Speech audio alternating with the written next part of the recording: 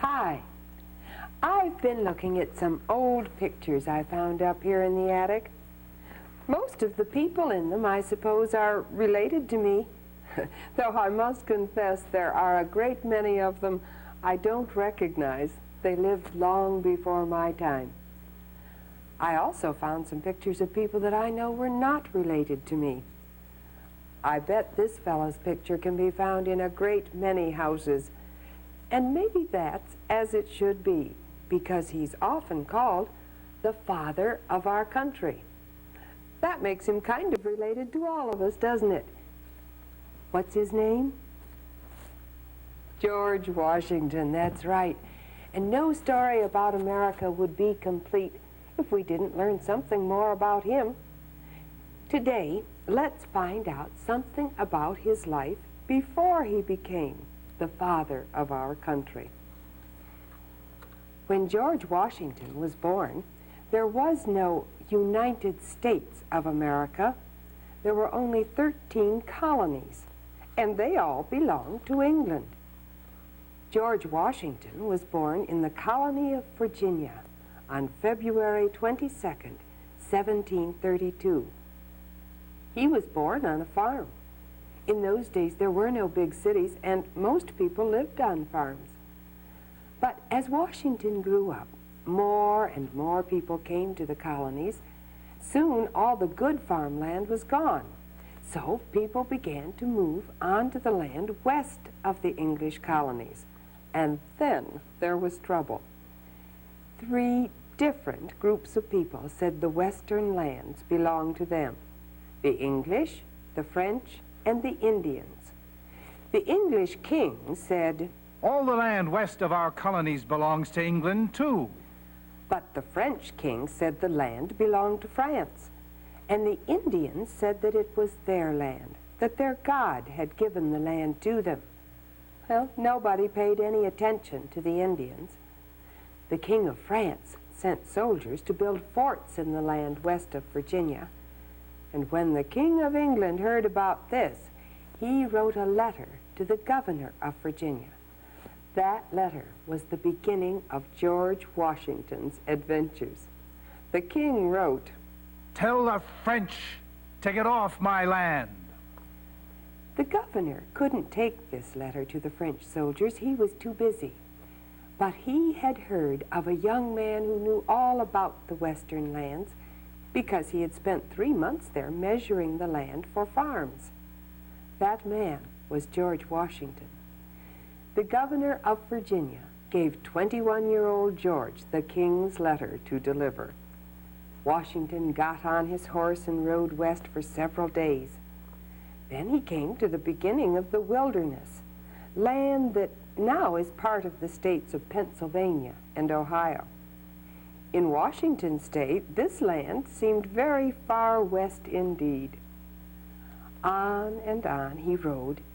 Then he came to land that was strange to him. He needed a guide. Washington hired a woodsman named Christopher Gist to guide him to the French. After many days, the 2 men came to the French fort. Washington gave his letter to the French commander. The commander read it carefully. Then he shook his head and explained he had orders to stay. The French would not leave the western lands. Their horses were too tired to carry Washington and Christopher back to Virginia. They would have to be left at the French fort, and the men would have to walk until they could find fresh horses. It was December, and it was very cold. Oh, at home in Virginia, Washington rode a horse everywhere he wanted to go. He was not used to walking in winter woods. That night, the 2 men slept on the bare ground. When Washington woke in the morning, oh, his feet were swollen. How they hurt! But he got up and followed Christopher through the woods once more, slowly. Snow began to fall as they went deeper into the woods. Christopher looked all around him.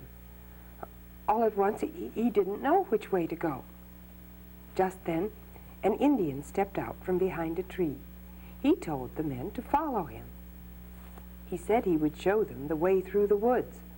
Christopher frowned. He didn't trust the Indian. He knew that many Indians hated the white men who were taking their land. And this Indian was carrying a gun. But Washington said, "We have to trust him, Chris. We're lost." The two men followed the Indian. After a time, Christopher stopped. The Indian seemed to be leading them away from Virginia, not toward it. Christopher asked the Indian, "Where's this cabin of yours? How far away is it?" It is as far away as this, as far as a gun can be heard. The two men followed behind the Indian for a long time. Then Christopher spoke again. "How far is your cabin now?" 2 war whoops away. Something's wrong. He's not leading us in the right direction at all. It's a trap. Stop! The Indian stopped. He spun around and fired his gun at the men. Christopher fell to the ground. Washington ran over to his friend. Chris, are you hurt? Christopher wasn't hurt. He sat up quickly and aimed his gun at the Indian. But before he could fire it, Washington knocked it out of his hand and said they must let the Indian go. The Indian was gone. But he might come back. Oh, it would be easy for him to creep up behind them in the woods. The sun went down, but Washington and Christopher walked all night, and they walked all the next day, too. They wanted to get out of those dark woods. Finally, they came to the last trees. They were safe. About 4 months later, more than 100 men left the colony of Virginia. Their horses were old. Their guns were older still. They didn't have any uniforms at all. But they were soldiers, off to fight the French. And out in front rode George Washington. He was only 22 years old. He didn't know a thing about war. But the governor of Virginia thought George was a natural leader, someone other men would listen to. Washington's soldiers had to cut a road into the wilderness. Step by step, axe blow by axe blow, they cut through the woods. Oh, it was hard work. At last, Washington called a halt. They had come to a good resting place. There was grass for the horses, water for the men. Washington told his soldiers to make log buildings and fences. This was the first English fort in the western lands, and they called it Fort Necessity. There, Washington and his men waited. They knew the French were somewhere in those woods, but where? Then one day, an Indian slipped into the fort. He spoke to Washington. "I am Silverheels, one of Half King's braves. He has sent for you." Washington nodded. He knew Half King. Half King was a friend. Silverheels pointed into the forest. "We have seen footprints in the woods, footprints of French shoes. I will take you to Half King. He will show you these footprints and lead you to the French." Washington and his soldiers followed Silverheels to the camp of Half King. Half King made a sign that meant, "Follow me." He took them through the woods. He stopped. He pointed. And there, Washington saw the French soldiers hidden under a big cliff. The French saw George Washington, too. Suddenly, the first bullet of the war was fired. Washington's men were ready for a fight. They had come looking for one. But the French soldiers were surprised. Most of them had been sleeping, and it took time for them to jump up and grab their guns. Too much time. The fight was soon over, and Washington had won. The war against the French and the Indians went on and on. Washington and his men never had enough guns or bullets or food or blankets, but they stayed and fought for 3 more years. Finally, the last of the French soldiers left the western woods. The English had won the war. George Washington went home to his plantation, Mount Vernon. 16 happy, peaceful years passed. Washington was growing older, and he was sure his adventures were behind him now. Oh, he didn't miss them at all. Maybe George Washington didn't miss adventure, but adventures were happening all around him. The quiet years for the colonies were over. The American colonies had belonged to England for many years. Now, a lot of Americans wanted to be free from English rule, even if it meant going to war. But if war came, who would lead the soldiers? Oh, that was a big question, and one that needed to be answered quickly. Many important men of the colonies met together in the town of Philadelphia to talk about their troubles with England. There were merchants from New York, lawyers from New England. There were men who simply had a lot of money. And there was a tall planter from Virginia, George Washington. Washington was a few days late getting to the meeting, and when he walked through the door, everyone looked up. He was so sure war would start that he'd come dressed in his old army uniform. Who would make the best general for the new American army?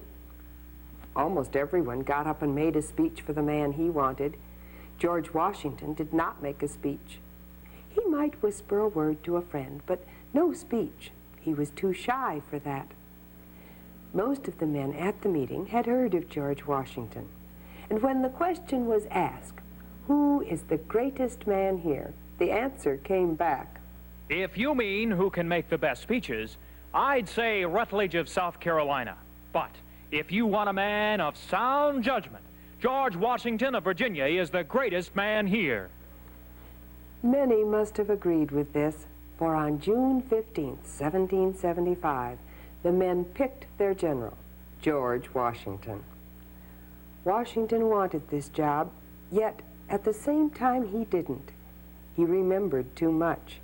He remembered watching men go hungry in the war against the French and the Indians. He remembered watching men die. But he believed in this fight. He wanted America to be free. And he had to admit to himself that he really did like to be in the middle of things. Just one more adventure, Washington thought to himself. In the summer of 1775, General George Washington rode away from Mount Vernon to the biggest adventure of all, the Revolutionary War. And it was a long adventure. The war lasted 6 years before the American colonists won their freedom from England. Then a new country was born, the United States of America. I bet I don't have to tell you who was chosen to be the very first president of our new country. Who was it? That's right, none other than the man we've been hearing about today, George Washington. The stories I told you came from this book, The Adventures of George Washington, by Mickey Davidson. I wonder who we'll hear about the next time we meet. I guess we'll have to wait to find out. And I'll see you then. Goodbye.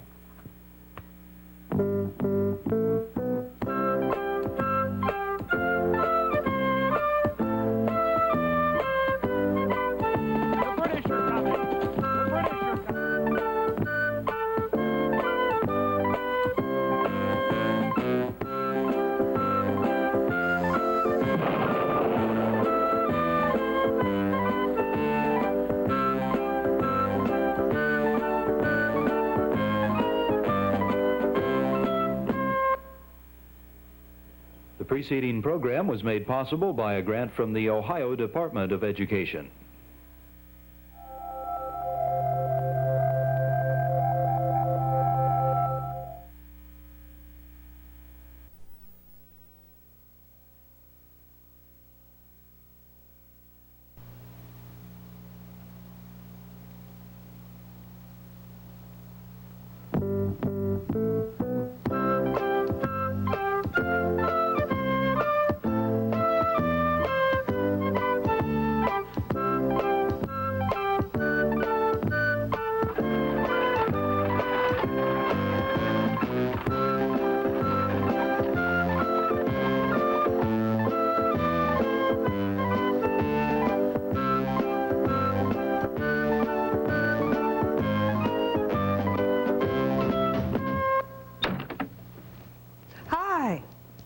How do you like my new hat?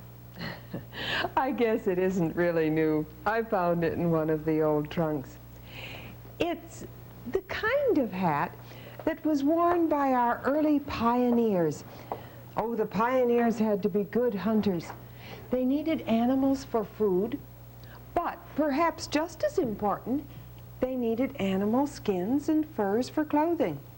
Then he made deerskin jackets and trousers, leather moccasins, and good warm fur caps.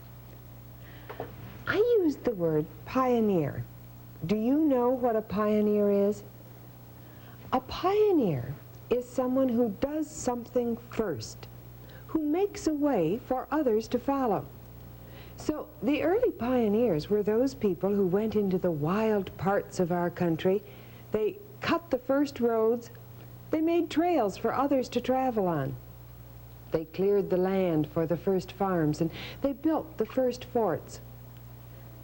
Perhaps one of the most famous of our early pioneers was a fellow by the name of Daniel Boone. Oh, he sometimes wore a cap like this. Daniel traveled about a good deal during his lifetime, but he was born on a farm in Pennsylvania. And I would like to tell you about a very important day in his life when he was a young boy. It's a story that can be found in this book, Daniel Boone, Boy Hunter, by Augusta Stevenson. It was November 2nd, 1746, and it was Daniel Boone's birthday. He was 12 years old. He had been looking forward to his 12th birthday for a long time. On this day, he hoped to get the gun that his father had promised him. Oh, his brothers had received their guns when they were 12. He wasn't at all sure he would get one. His father, he knew, didn't have the money to buy a gun. The Boones had only a few animal skins to trade. Oh, Daniel was afraid there wouldn't be enough skins to trade for a gun. Hunting had been bad all fall. It had turned cold early in October. There had been several bad snowstorms, and the fur-bearing animals, the beavers and foxes, the weasels and martens, had hidden away in caves. It was their skins the traders wanted most. Daniel was afraid they might not take deerskins in trade for a gun, and as far as he knew, that was all that the Boones had. Daniel realized if there were no skins, there would be no gun. Soon his friends would stop to see it, too. Well, he didn't have to be ashamed, even if he didn't get his present. Other people wouldn't have furs to trade this year either. Daniel wished, however, that he hadn't told his friends he was getting a gun for his birthday. Daniel knew the gun should be on his stool at breakfast. That's the way it had been on his brothers' birthdays. If it wasn't there, should he act as if he hadn't expected one? Should he pretend he didn't care? Just then, his mother called. Breakfast is ready. Come quickly. Dan tried to hurry. Everyone had to be in his place at the table for morning prayers. But his moccasins had shrunk and he couldn't get them on. Daniel, hurry. So down the ladder he went with his moccasins in his hand. He looked at his stool. He smiled. Then he laughed aloud. It was there, a beautiful, shining new gun. Daniel picked up his gun.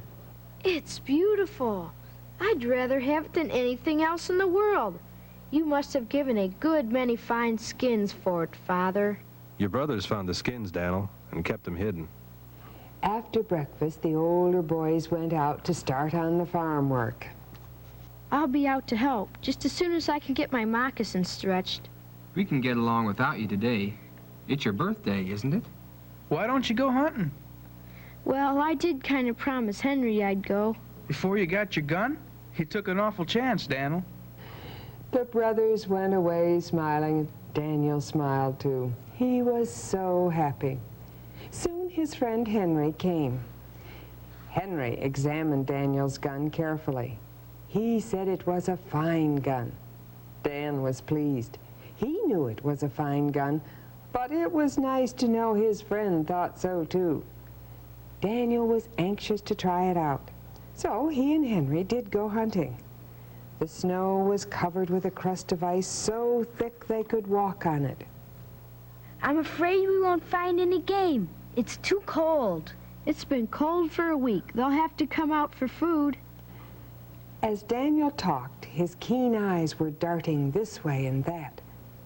Suddenly, he stopped. Look, there's a deer. She's in a snowdrift. It's a doe. Your eyes are better than mine, Dan. I can't see her. You always see things before the rest of us see anything at all. The boys went nearer. Oh, I see her now. She's struggling to get out. Her hoofs were too sharp for the crust. She was running fast and got caught in a drift. She'll never be able to get out. The deer was helpless. Oh, they could have shot her easily, but neither boy lifted his gun. I'd no more shoot a helpless animal than I'd shoot myself. I wouldn't either. Let's help her get out. The boys hurried toward the deer. Suddenly, Daniel turned and walked the other way. Henry was surprised. Aren't you going to help the deer out? Shh. Look over there. What do you see? I don't see anything. What is it? A wolf. He's just coming out of the forest, over there by that big tree. He's trying to get that deer. He knows she's caught. He thinks he'll get an easy dinner, but he won't. I see him now. He's a big fellow. You can shoot him. It's the first chance you've had to try your gun. I'll wait till he gets closer. Look at him slide over the ice. Those big padded feet of his are as good as snowshoes. By the time the boys had hidden behind a tree, the wolf was close enough to shoot. But Daniel didn't shoot, and the big beast came closer and closer. Henry began to feel frightened. Why don't you shoot? I want to be sure he's in my range. I don't know just how far my gun will shoot. I want to kill him with the first shot. Another minute passed, then another and another. Oh, the wolf was so close they could hear his heavy breathing. Henry was scared. If Dan didn't shoot in another second, Henry intended to kill the wolf himself. Just at that moment, Daniel shot, and the wolf fell dead. The boys drew their hunting knives and ran to the wolf. They wanted to be sure that the wolf was dead, not just wounded. One look, and they were satisfied. Then they hurried to the deer and helped her out. She sped away up the creek where the ice had thawed. She's showing good sense. She'll know better than to try to run through such deep snow again. She had to learn. She looked pretty young. Maybe this was her first snow. I'm sure it is. She wasn't a year old. After that, the boys shot enough squirrels and rabbits for both families. When they knew they had enough, they stopped. Oh, frontier boys thought it was fun to hunt, but they never hunted just for fun. My gun's done enough for the first time. You haven't missed many shots yourself, Henry. If only I had your eyes. I wouldn't miss any, Daniel. But most of us don't have eyes as keen as yours are. That was a story about Daniel Boone when he was a young boy. But how did he happen to become famous? Why do we know his name so well? Perhaps we can find out from a group of people in Lexington, Kentucky. Some 60 years after his 12th birthday, Daniel rode into Lexington. Oh, he was becoming an elderly man by now. His hair was white, but he was still strong and powerful. He hitched his horse to a hitching post and went into a shop. Just then, one of the boys playing nearby called. I know him. It's Daniel Boone. It couldn't be. He doesn't live here in Kentucky now. He moved away out west to Missouri. He's back on a visit. My pa saw him yesterday and talked with him. Soon, a crowd of people of all ages were standing outside the shop. Daniel Boone was a hero to everyone. They knew that they could thank him for everything they owned in this land across the mountains. There wouldn't be a house or a farm in all Kentucky, nor a shop or church or schoolhouse, except for Daniel Boone. He brought the first settlers into this land. That was a dangerous journey.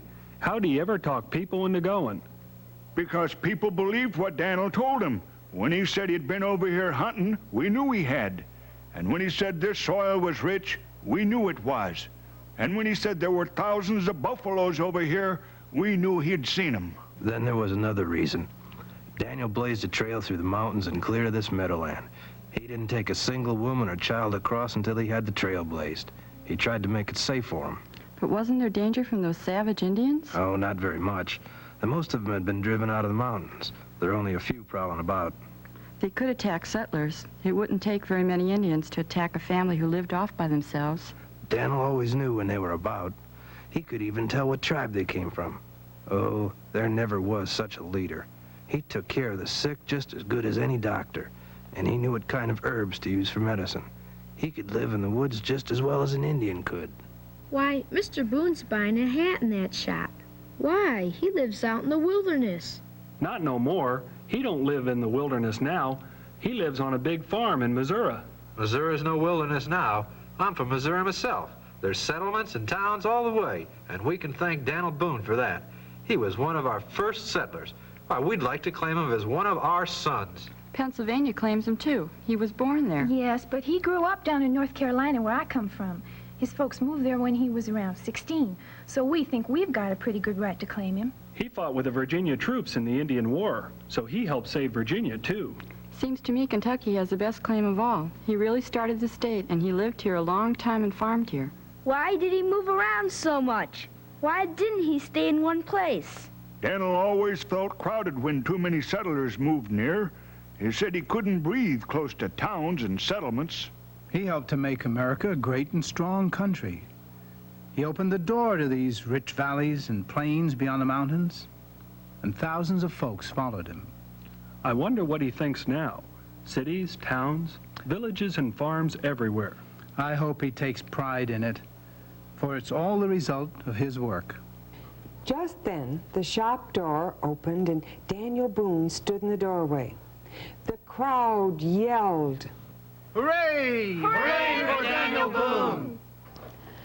I think we can all say, hooray for Daniel Boone. He was a truly great American who, as an early pioneer, helped our country to grow. Now, perhaps when you visit my attic again, we'll have a story about another famous American. I'll be looking for you. Goodbye.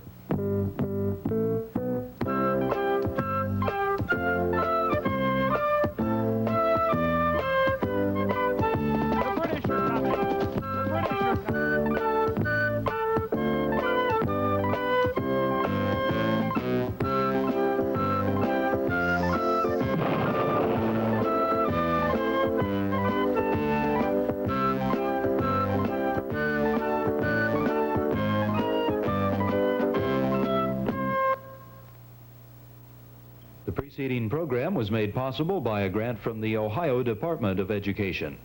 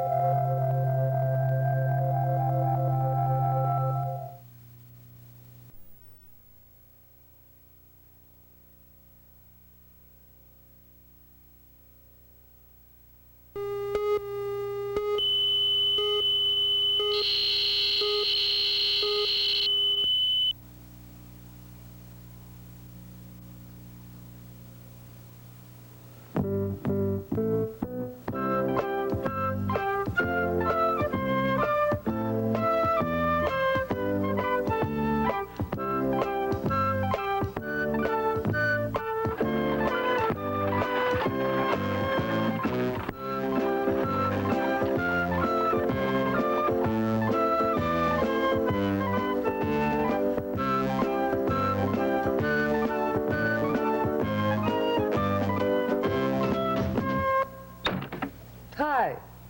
It's time for another story about our country's past. In some of the stories that we have already shared, I have mentioned the Revolutionary War, or sometimes it was called the War for Independence. Oh, it was such an important war for our country that I think we should learn more about it. What caused it? How did it happen to start? Well, some 200 years ago, the eastern part of our country was made up of 13 colonies, and each of these colonies belonged to the country of England. The King of England made the laws, and he also demanded that the American colonists, the people living in the colonies, pay him money called taxes. Now, to make sure that his laws were obeyed and the money paid, he sent soldiers to America. These soldiers were called redcoats because of their bright red uniforms. Many of the colonists became angry with the way they were being treated by the king. Why, they even pulled down a statue of him that stood in New York City. These colonists believed that they had the right to make their own laws, and they did not want to pay the tax money. When the King of England would not listen to their complaints, the colonists decided they would have to fight for their rights. Now, they wanted to keep their plans a secret from the redcoats, so they hid their guns and ammunition. One of the towns where they hid these supplies was Concord. But the redcoats found out about this. They decided to march to Concord and capture the guns. On their way to Concord, the English redcoats met some very determined American colonists. A battle followed, and the War for Independence had begun. I got to thinking about that first battle of the Revolutionary War when I found these old silver spoons up here in the attic. They reminded me of the exciting things that happened to a girl and boy, Debbie and Tim, just before that Battle of Concord. It all had to do with 6 silver spoons. The sun was not yet up when Tim called his sister from the bottom of the stairs. Debbie, Debbie, wake up!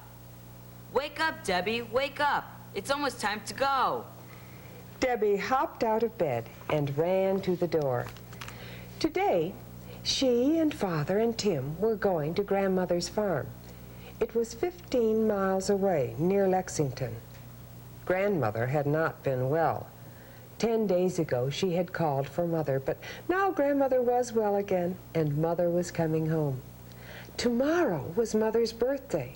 They had a surprise for her. 6 beautiful silver spoons made by Paul Revere. Father said that Mr. Revere was the finest silversmith in all of Boston. Debbie picked up Miss Arabella doll and ran downstairs. Hannah was in the kitchen. Eat your breakfast. Is Father here? Well, he had to go to Watertown. Looks like we're going to have more trouble with the British.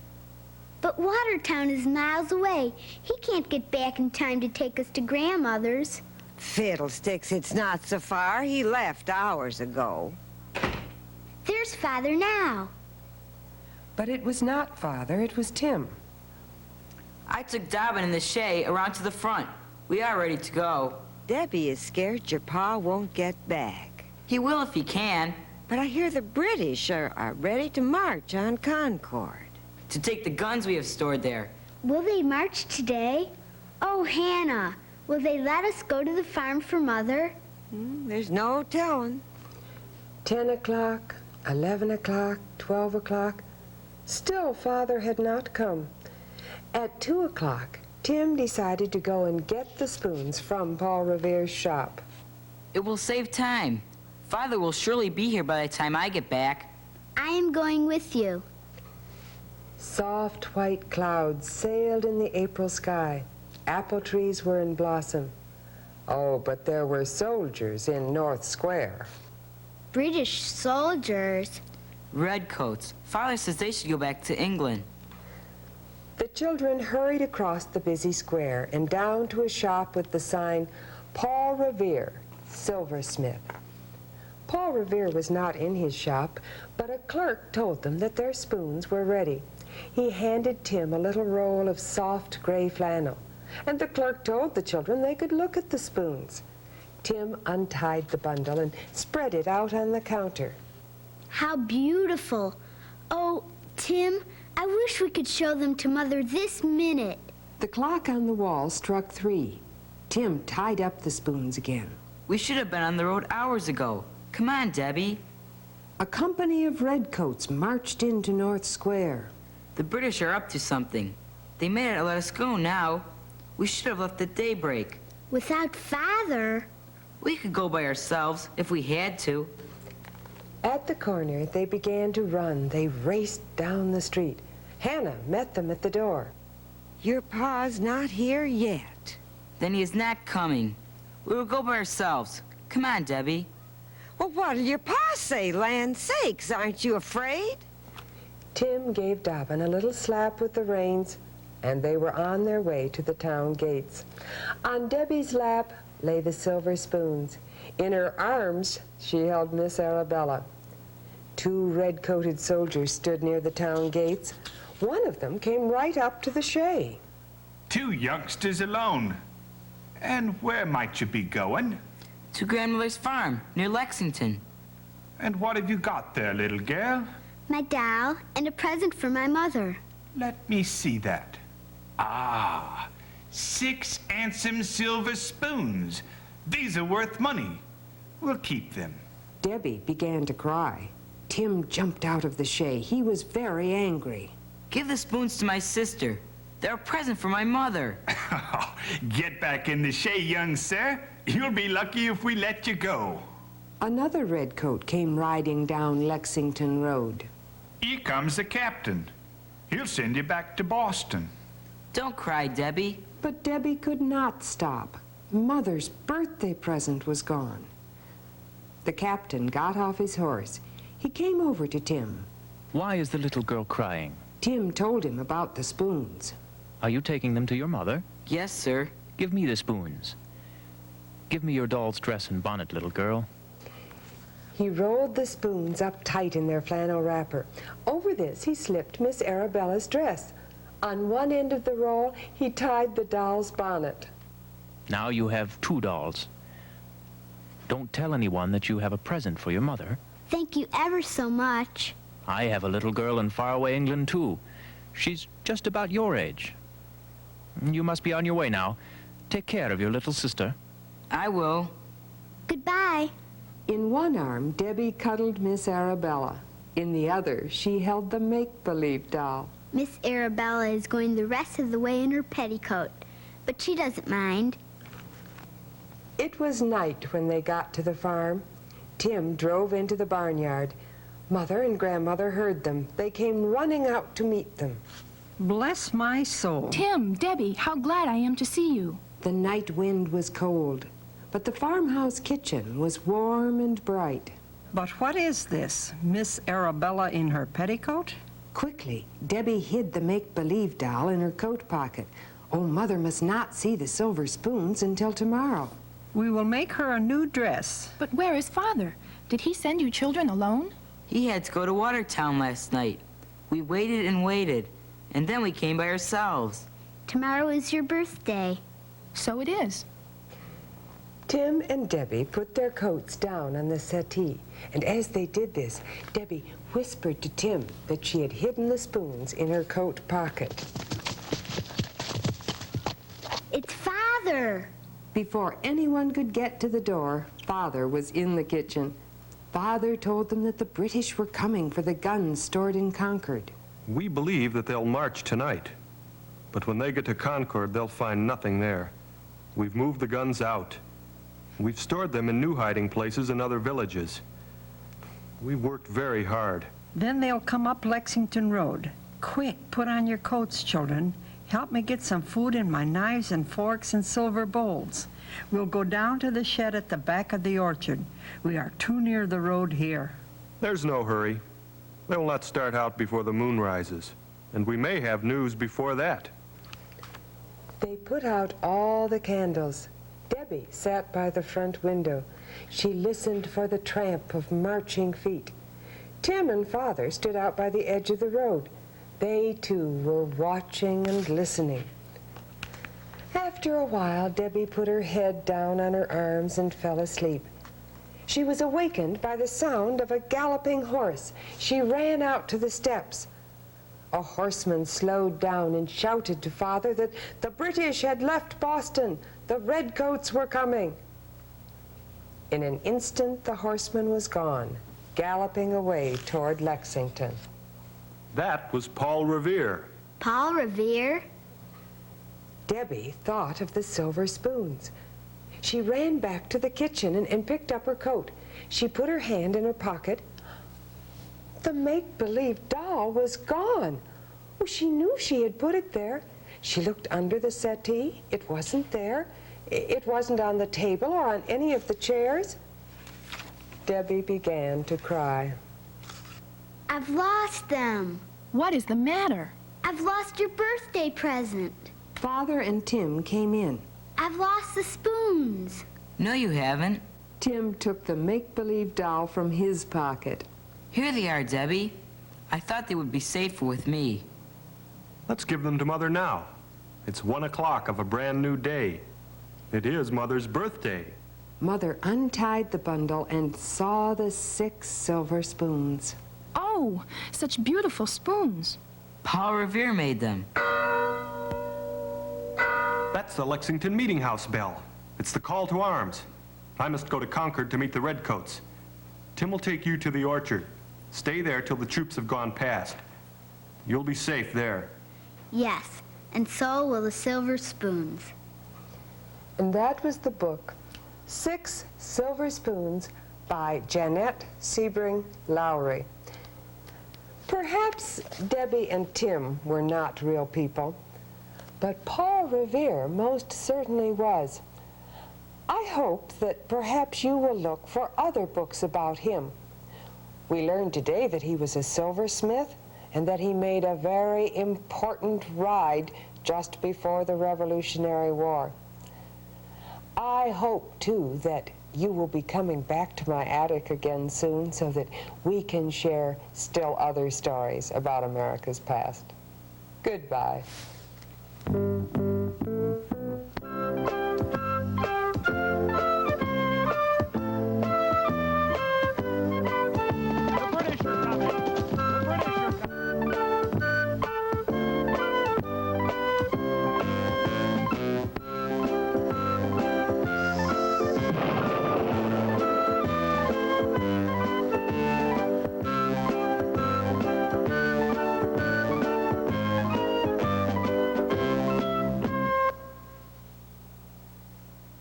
The preceding program was made possible by a grant from the Ohio Department of Education.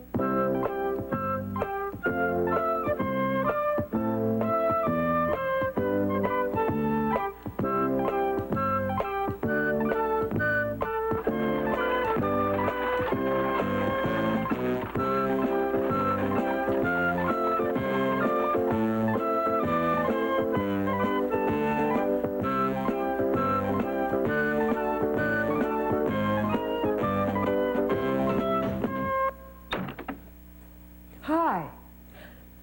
I want you to look at this flag that I found up here in the attic. How is it different from the American flags we're used to seeing? That's right. There aren't as many stars on it. You know, on the first American flag, there were only 13 stars.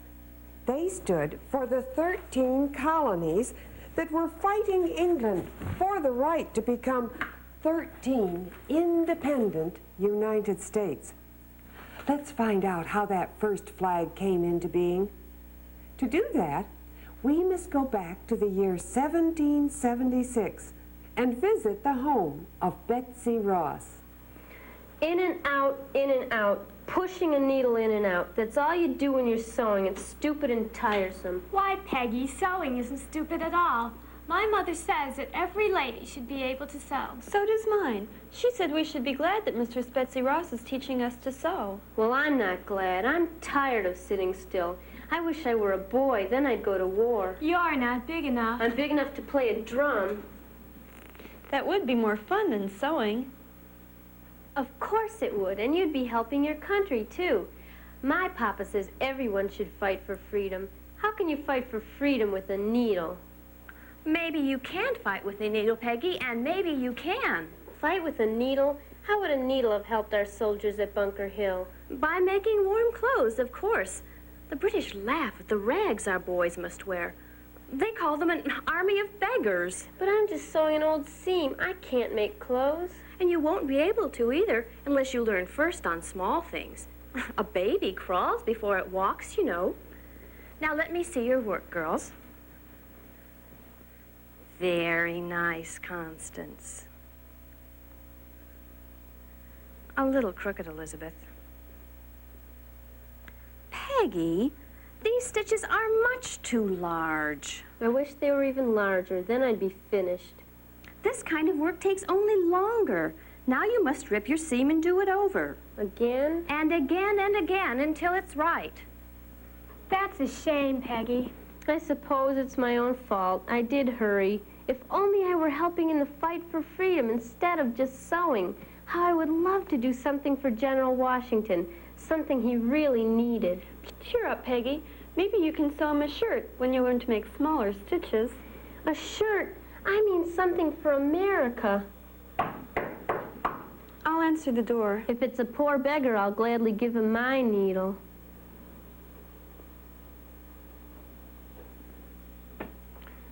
Is this the home of Mistress Betsy Ross? Yes, sir. That's General Washington. You must be mistaken, Peggy. Indeed, I am not. Oh, sir, you are General Washington, aren't you? I am, my little maid. But what are you doing here? I thought you were busy. Well, I am busy. Excuse me, sir. I didn't mean that you weren't. I just meant busy galloping at the head of the army. Well, we don't gallop all the time, my dear. Oh, now, come, my child. Where is Mistress Ross? I'll get her, sir. I hope Mistress Ross will be able to do what we want. Well, I've heard she's a fine needlewoman. Oh, sir, she is. Mistress Betsy Ross is the best needlewoman in all of Philadelphia. Well, then she's the lady we want to see. General Washington. I'm honored, sir. What can I do for you? Mistress Ross, may I present Mr. Charles Morris? A pleasure, ma'am. We've come to ask you to do something important, Mistress Ross. Something for your country. Is Mistress Ross to fight, sir? Is she to be in the army? Oh, Peggy, be quiet, do. General Washington will be angry. Angry? Oh, no, not I. I've a liking for little maids. But, Peggy, there are other ways to help your country than by fighting. Perhaps Mistress Ross can help us with her needle. Madam, our country needs a flag. Now that we are fighting England, we can no longer use the English flag, which once we loved so well. We need a flag of our own, one under which the hearts of all of our countrymen can be joined together. Exactly. Now, some of our men march under the pine tree of Massachusetts. Others under the banner of a rattlesnake divided into 13 parts. We need one flag, one for everybody. A flag that will make our people realize they're no longer a part of old England, but a new country. And a free country, General Washington. One in which the hearts of all citizens are joined together under one great flag. I shall do my best, gentlemen. I'm sure of it. These are our plans. What do you think of this? Beautiful, General Washington.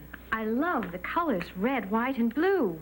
A stripe and a star for each of the 13 colonies. But this is the six-pointed star of the old flag. Let's have one of our own.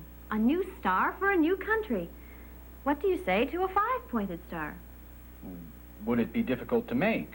Not in the least, sir. Peggy, your seam, my child.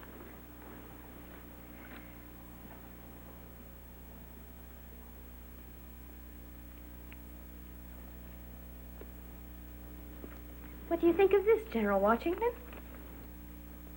I like it very much. We'll leave the plans with you.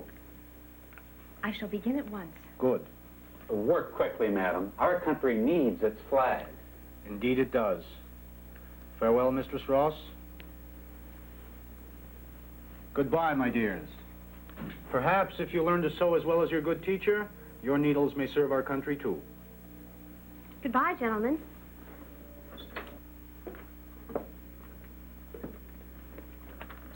To think my ugly old seam would be changed to a star, the first star of our new flag. Perhaps you'll feel differently about sewing now, Peggy. You can see that in serving your country, a needle can be just as important as a drumstick. And I say that the needle that makes a flag is the needle that fights for freedom. Well, I suppose you're right, Constance, though I still think beating a drum is lots more exciting. Even if I'm not very good at sewing, I'm terribly proud of my teacher. Thank you, Peggy. Sewing class is over, girls. Gather your things. My other work must be put aside. Now, this very minute, I start to make our first American flag. What you just saw was the play A Needle Fights for Freedom by Esther McClellan and Catherine Schrahl. Peggy was not the only young person who wanted to do more for the Revolutionary War. In Vermont, there was a boy named Aaron. He wanted to help in the battle against the English. Let's meet Aaron and the Green Mountain Boys. It was a summer night in 1777. Aaron heard a door squeak shut. Oh, he jumped out of bed and ran to the window. Down below, Pa was swinging his lantern. Other lanterns dotted the night. Why, it was the Green Mountain Boys. Something was up. As Aaron pulled on his pants, he thought, It's the war. I know it. Aaron lived in Bennington, a little village in the Green Mountains of Vermont. The English king ruled it and all of America. A lot of Americans didn't think the king ruled fairly. They had gone to war to stop him. The Vermont fighters were called the Green Mountain Boys. Aaron sneaked down the stairs and ran to Grandpa's tavern. The tavern was the town meeting place.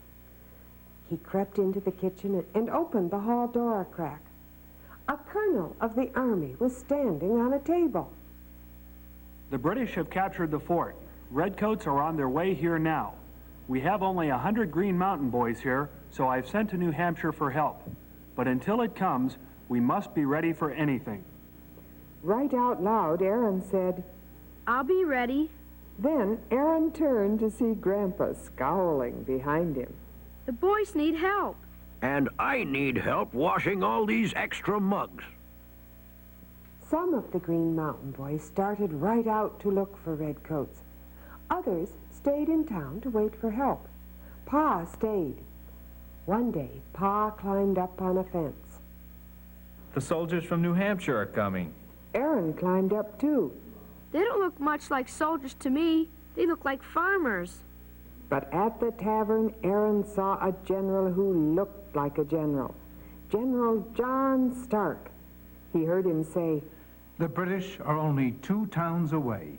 I'll need every man who can hold a gun, and I'll need bread to feed an army. Aaron's pa said, And you'll need the rest of the Green Mountain Boys back here. I'll ride to get them. Grandpa spoke up. I'll get the bread.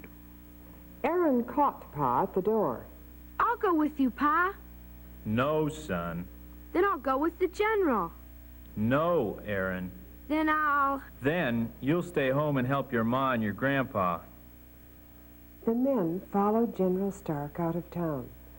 Grandpa sat down and started to count. Let's see. There are about 1,500 men. Now, in one day, 1,500 men will eat 300 loaves. I'll sure need your help, Ma. I'll help too, Grandpa. I can guard the tavern, or take messages to the general, or... How about chopping the wood to keep the ovens hot? Yes, I could do that, I guess. It wasn't what Aaron had in mind. By afternoon, the oven fires were roaring. By evening, Aaron could smell the bread baking. And by the time he went to bed, Ma and Grandpa were stacking loaves on the tables and shelves on the windowsills.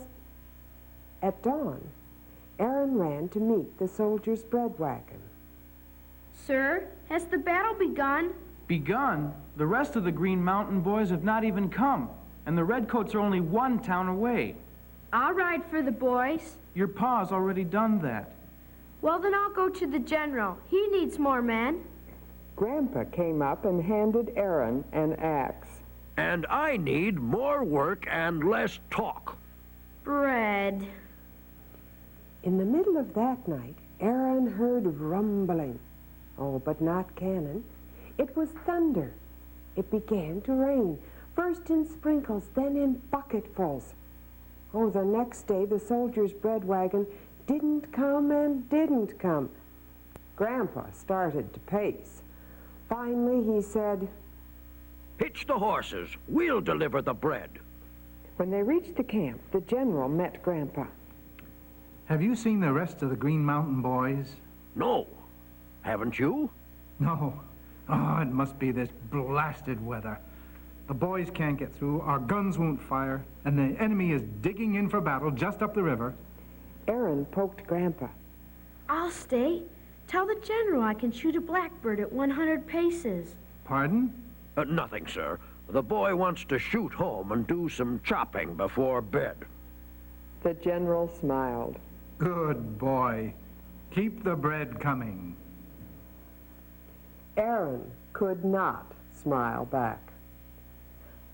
I'm not going to finish this story. This is a book that most of you can read, and I'd like to think that you would do just that. You find out if the Green Mountain Boys get to the battle on time. You find out how Aaron helps.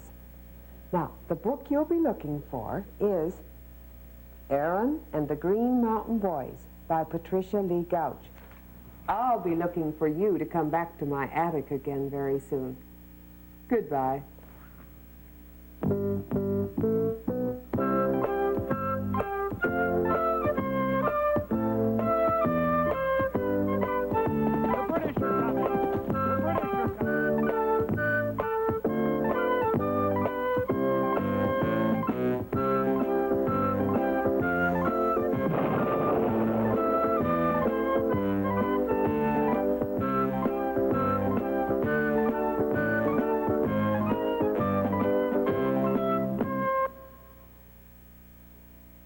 The preceding program was made possible by a grant from the Ohio Department of Education.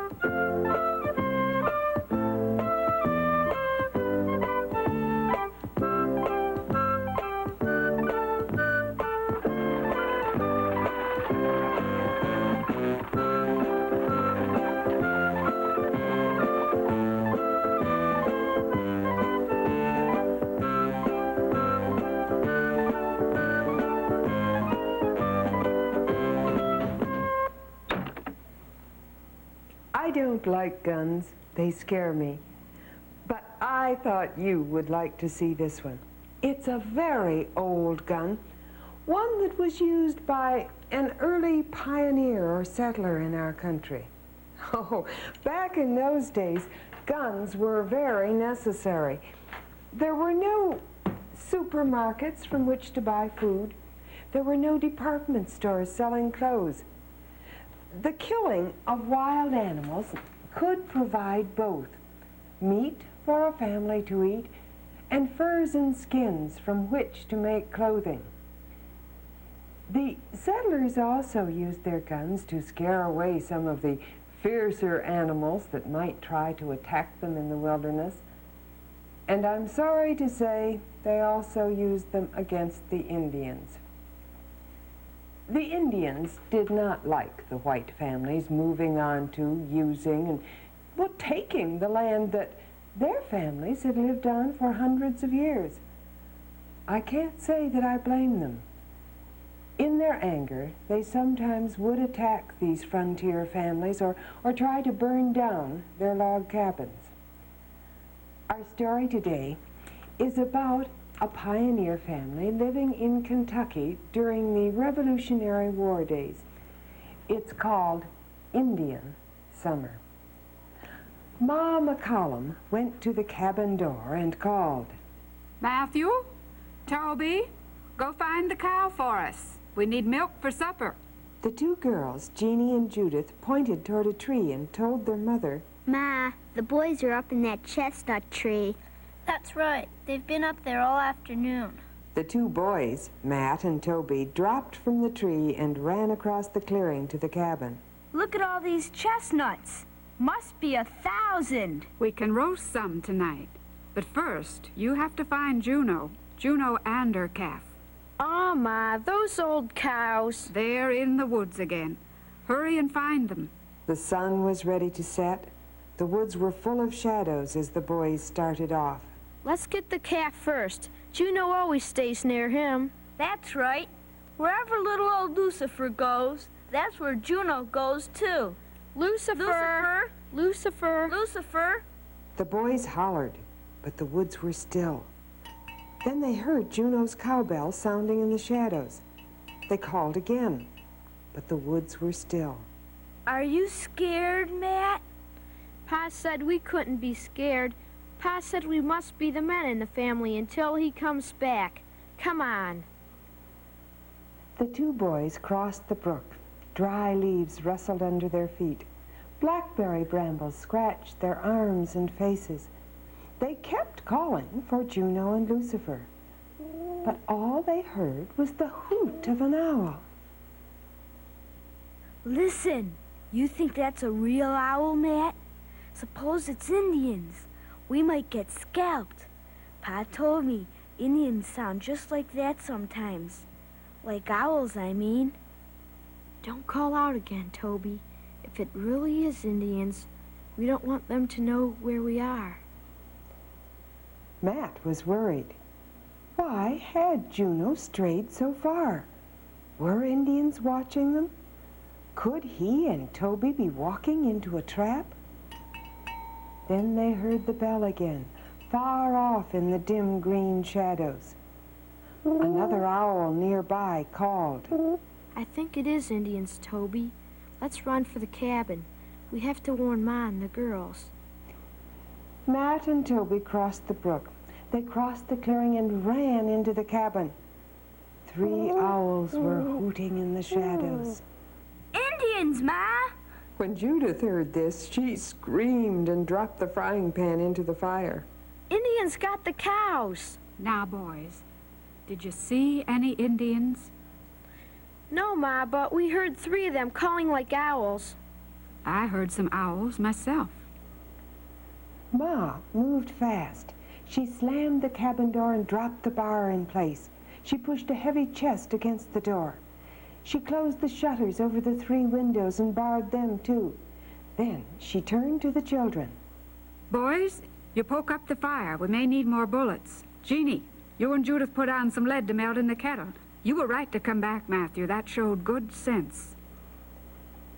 Ma poked the rifle through a round hole in the shutter.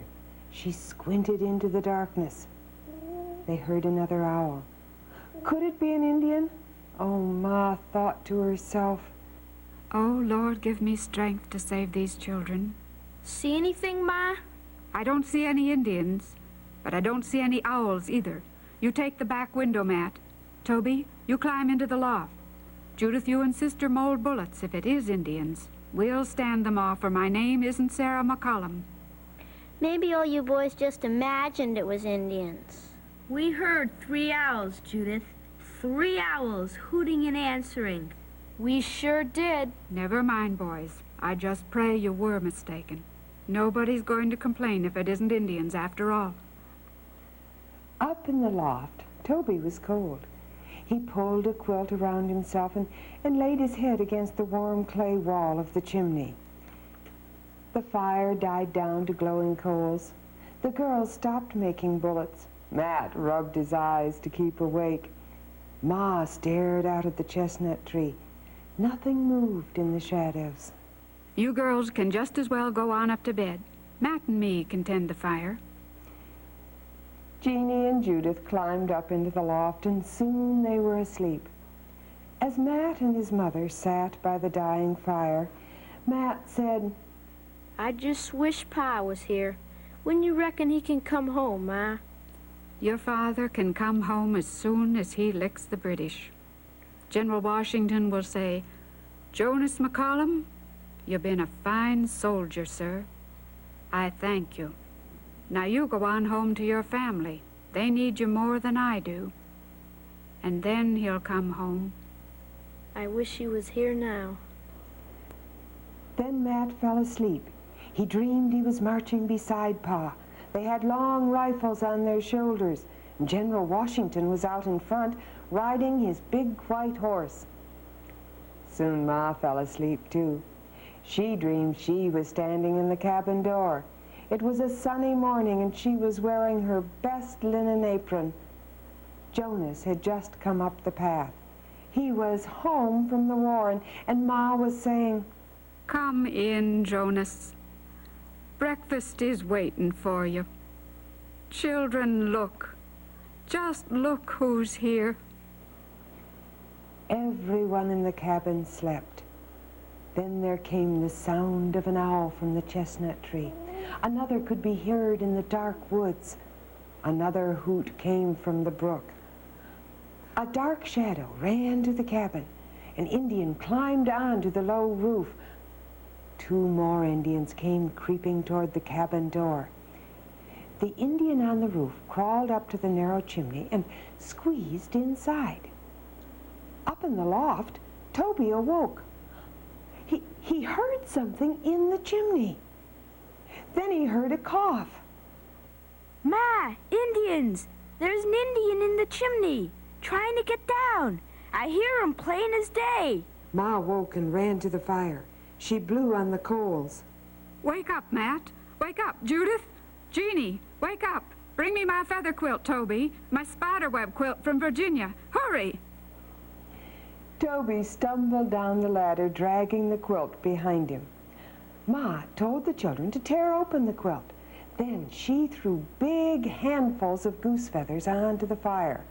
Oh, a thick cloud of smoke rose up the chimney. They could hear the Indian inside coughing louder and louder. He was trying to get inside and open the door. Trying to let more Indians in, I reckon. Ma ran to the window. She let go with her rifle.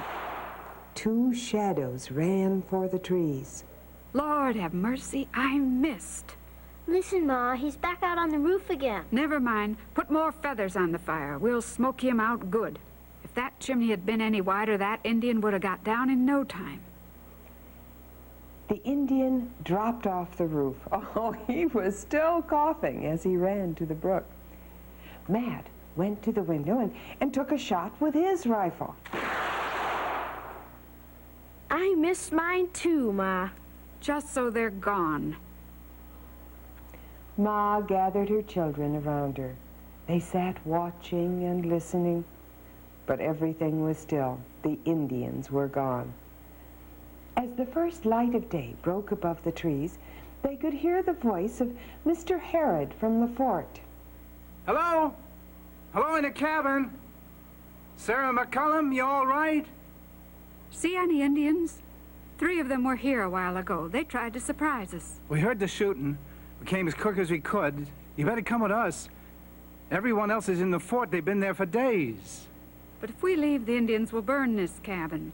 Jonas worked hard building it for me. I want to save it if I can. Never mind a cabin. Jonas wouldn't want you to stay here now. Those Indians will be back. Next time they'll come with more men. They'll get you for sure. Ma's eyes were full of tears. She wiped them away on her apron as she spoke. I suppose you're right. It would be plain foolish to stay here now. Come on, children. Let's pack up what we can carry. We'll go to the fort. Matt and Toby and the girls helped Ma pack her things. Then each one picked up a bundle and they started on their way. Beyond the brook, they found Juno and Lucifer quietly eating grass.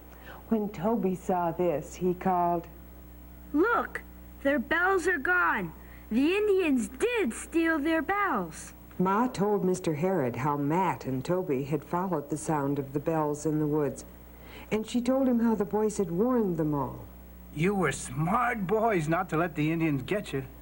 They wanted you to follow the cowbells deep into the woods, a long way from your cabin. That's an old Indian trick.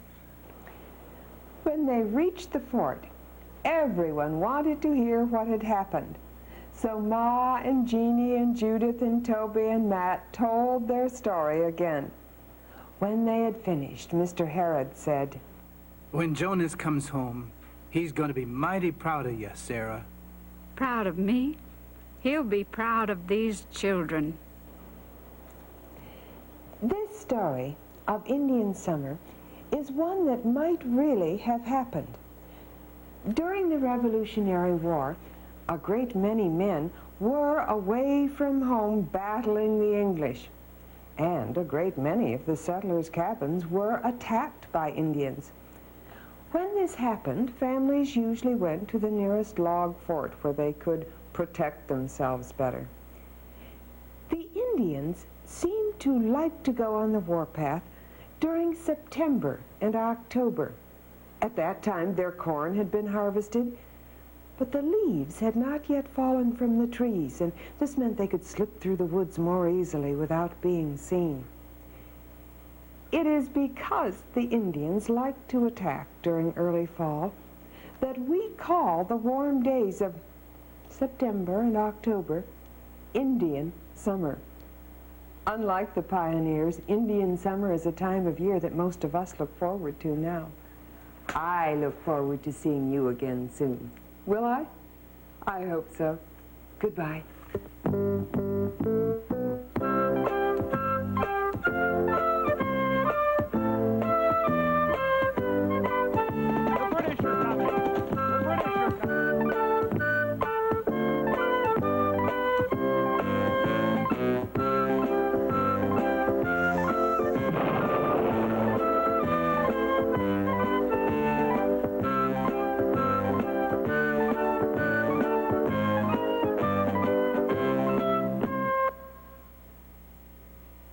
The preceding program was made possible by a grant from the Ohio Department of Education.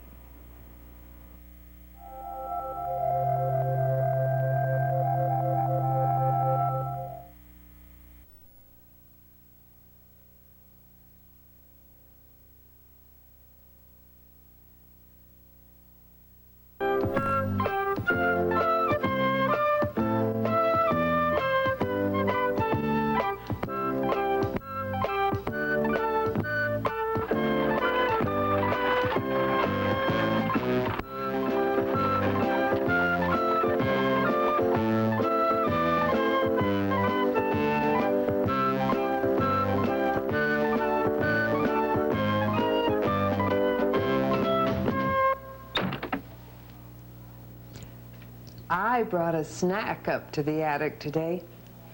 Do you like apples? Oh, I bet you do. You know, different kinds of apples have different names. This one is called a Red Delicious.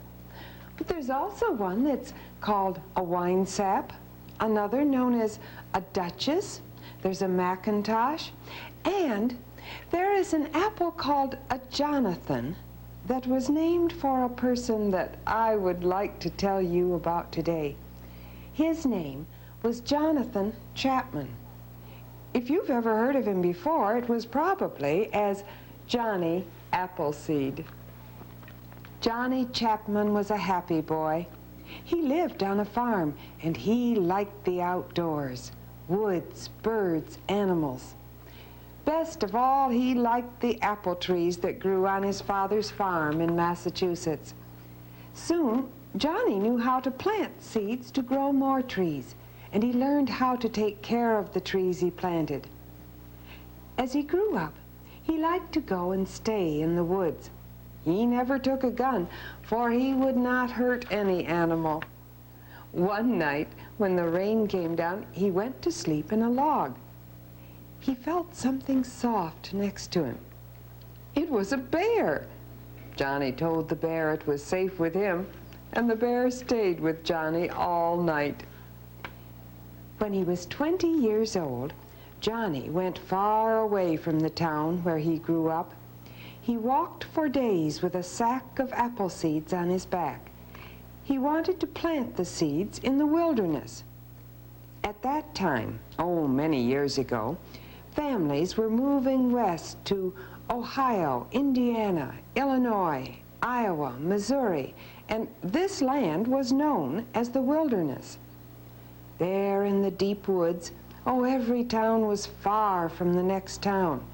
Every house was far from the next house.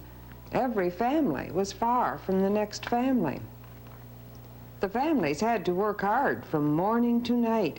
There were logs to be cut and animals to care for. It was hard to find food.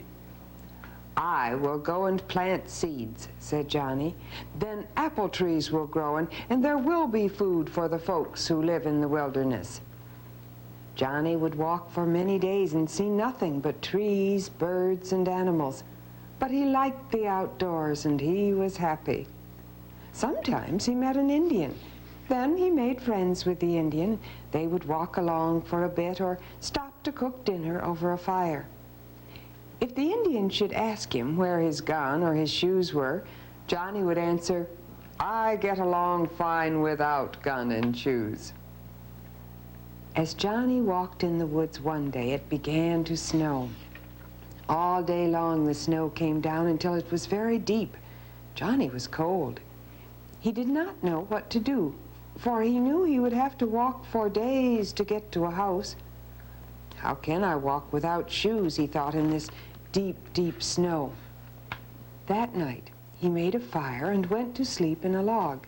But in the morning the snow was still coming down, and Johnny knew that he could not stay in the cold woods. So he cut off a bit of his coat and put it around his feet. He took a branch from a tree and put it over the fire. That made the branch very soft. He cut it up and made snowshoes. Now he could walk in the snow. After many days, he came to a house. An old woman lived there, and she was glad to see him. He cut logs and took care of the cow and helped her around the house. He stayed until the last snow was gone and the days were fine and sunny again. Then he planted some seeds for her and said, "I'll come back someday." Soon people began to talk about this man that walked along with a sack on his back. They liked to see Johnny as he stopped, to plant seeds or to help other people when he could. One morning, he stopped at a house and a little girl came to the door. "What is in that sack?" she asked. "Apple seeds," said Johnny. "What good are seeds?" she said. "Why not throw them away?" "No," said Johnny. "I'll plant some near your house, and one day you're going to see a pretty apple tree." Then the girl's mother came out. "Why, I know who you are," she said. "Is your name Johnny Appleseed?" "Yes, that's what they call me now. Once I had another name. It was Johnny Chapman. Well, I like Appleseed best." No one knew Johnny Chapman, but everyone knew Johnny Appleseed. Year in, year out, he went from town to town and house to house, and now many more people lived in the wilderness, and there had to be more food for them. The first trees that Johnny had planted had become big trees now with lots of apples. Oh, folks were glad when he came to town. He showed them how to care for the trees, and he made a lot of friends everywhere he went. But at the time when Johnny lived, many white men and Indians were not friends. First, the Indians had lived in the wilderness. Then the white man came and made them go away. Sometimes the Indians and white men would fight. Oh, but Johnny would not fight. He would not hurt anyone. Once, when Johnny came near a town, a man told him, "The Indians are hiding back of the hill.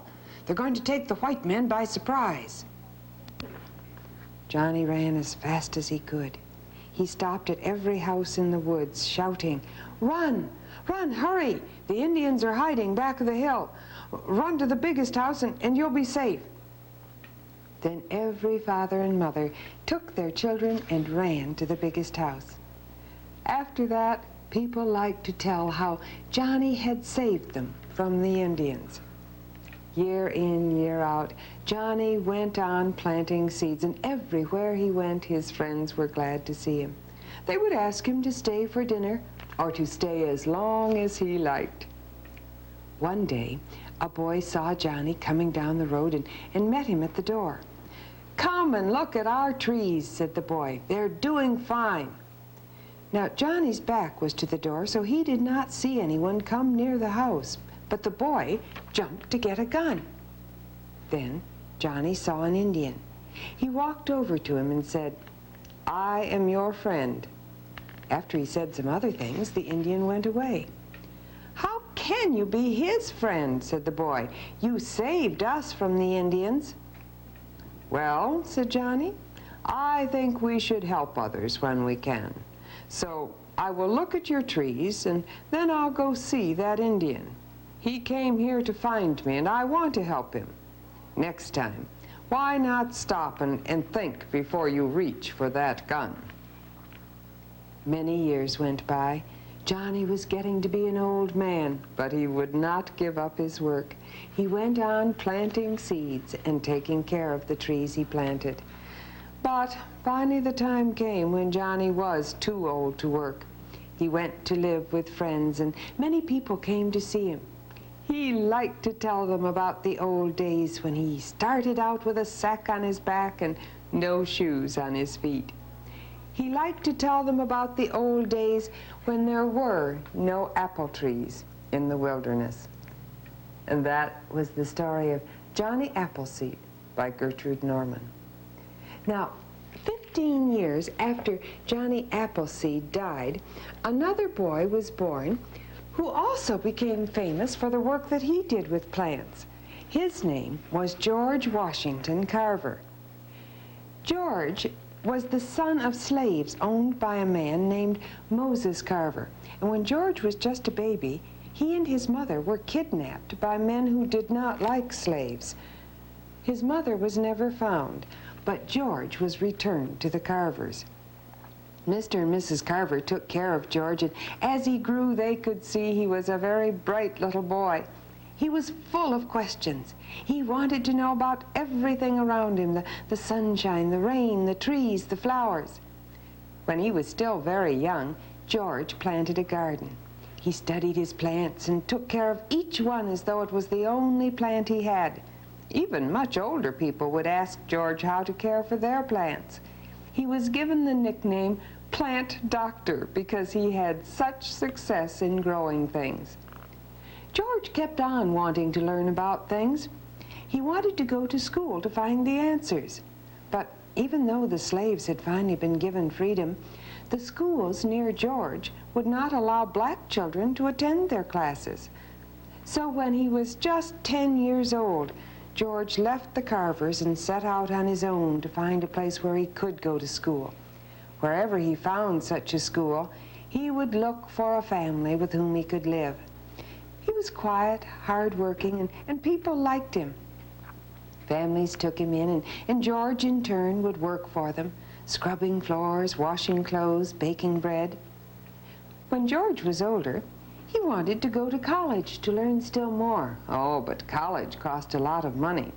George was 30, much older than most college boys, before he'd saved enough money to go on with his education. George had never lost his love of plants, and so at college he studied even more about them and about the soils in which they grew. He experimented with plants, and he learned secrets about them that no one else knew. After he finished college, George became a teacher at Tuskegee Institute, a college for blacks in Alabama. He spent his time teaching his students and the poor farmers how to make their crops grow better. Most of the farmers grew only cotton. Professor Carver told them they could earn more if they would plant other things as well. He told them to plant sweet potatoes and peanuts. But the farmers were afraid no one would buy sweet potatoes or peanuts. So Professor Carver began to experiment with these plants. He found that more than 100 things could be made from sweet potatoes, and that more than 300 things could be made from peanuts. Why, did you know that one can make soap from sweet potatoes? And that from peanuts we can make ink, paper, shampoo, shaving cream, even milk? Well, finally, the farmers listened to George, and they planted sweet potatoes and peanuts. Today, those are two of the most important crops grown in Alabama. It wasn't long before our whole country, and even the world, heard about the great things that George Washington Carver was doing. But George didn't want to be famous. He only wanted to help other people. George kept right on working and experimenting until he was over 80 years old. The baby, who had been born a slave, had become one of the greatest scientists in the United States. Both George Washington Carver and Johnny Appleseed were small men in size, but they were men with big ideas and great goodness. They helped not only plants and trees to grow, they helped our country grow. You think about these men the next time you eat a peanut or a sweet potato or an apple. I know I will. Goodbye.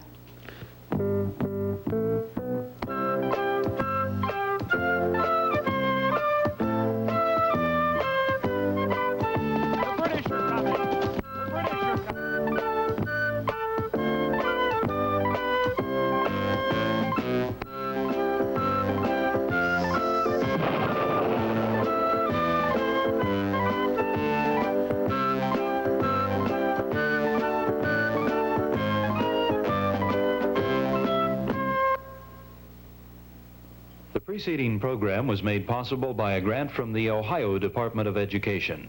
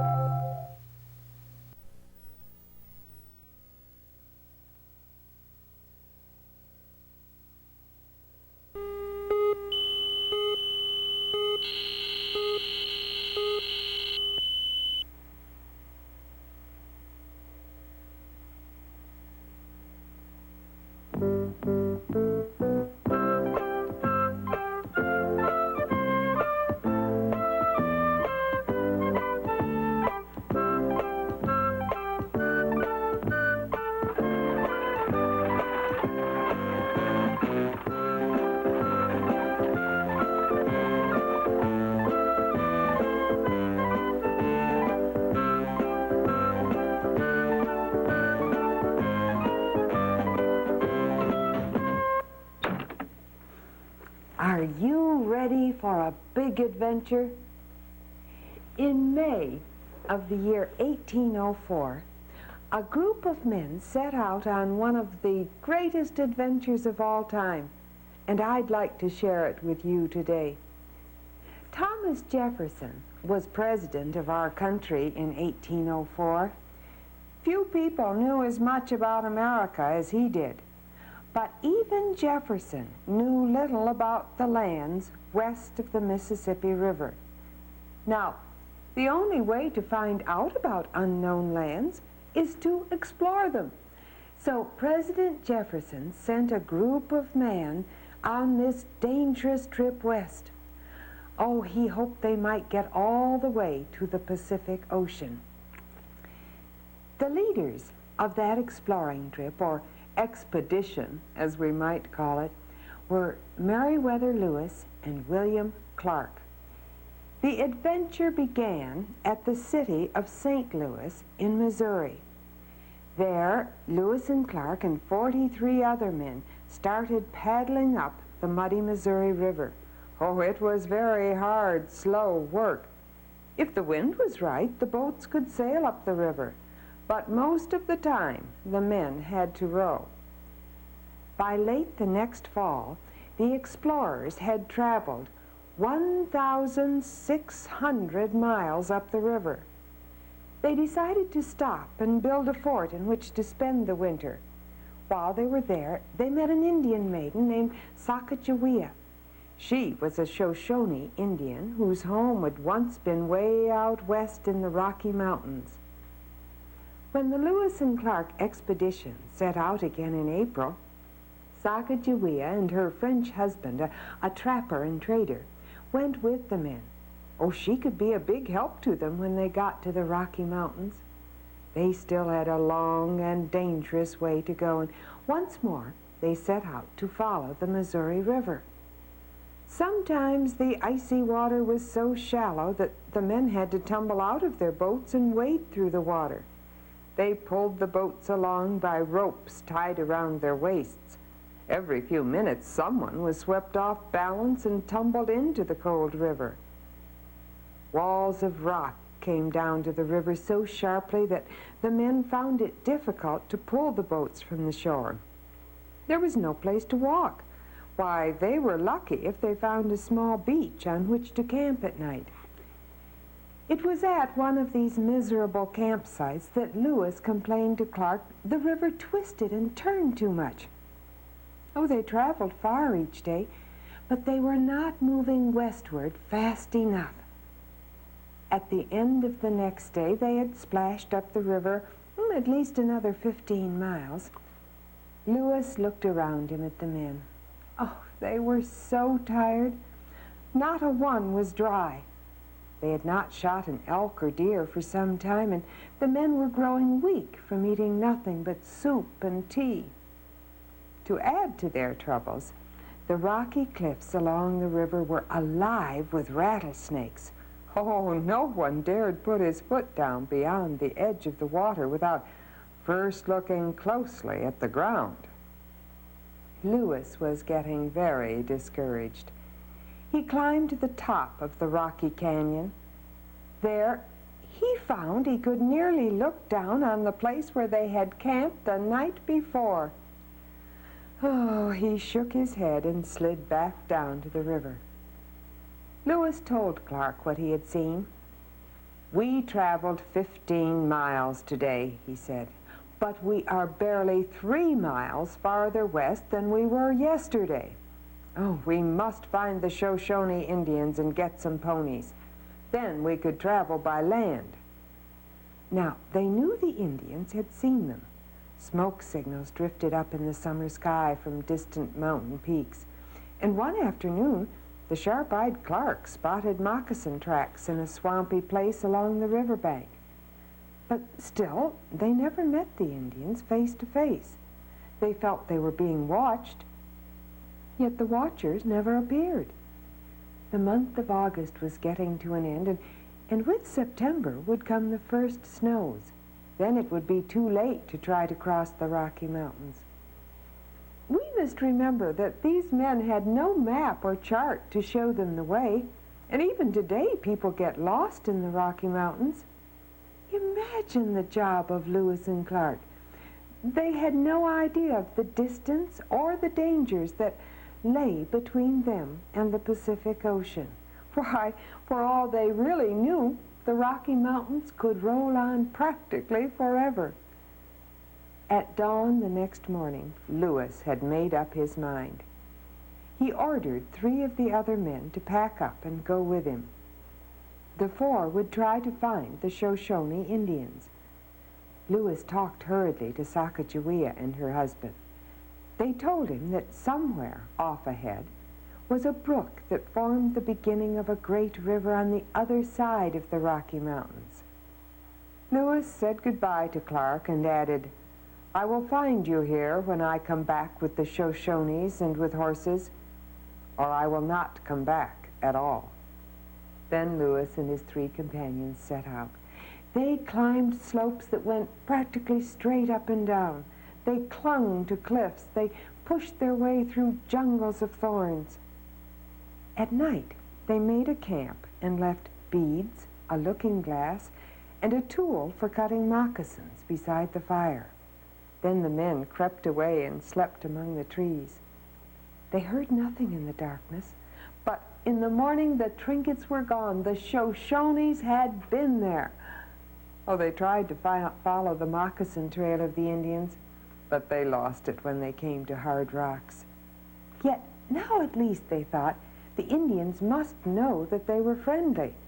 Would enemies of the Shoshone leave such marvelous presents unguarded by the campfire? Lewis and his 3 companions plodded on. They crossed a grassy meadow and walked along the side of a clear brook. All at once, the brook ended in a bubbling spring. 3,000 twisting miles from the city of St. Louis, they had found the beginning of the long Missouri River. Still they struggled on. With Lewis in the lead, they came out on a rocky ridge. They gazed westward. Before them, as far as the eye could see, there were mountains. And on the other side of the ridge, water was flowing down in a westerly direction. Why, this noisy stream must be the one Sacagawea had spoken about. It would become the great Columbia River that flowed to the Western Ocean, the Pacific. The men hurried on. One of them pointed to a path in the grass of the meadow. Deer would not have followed so straight a line. Indians must have made the trail.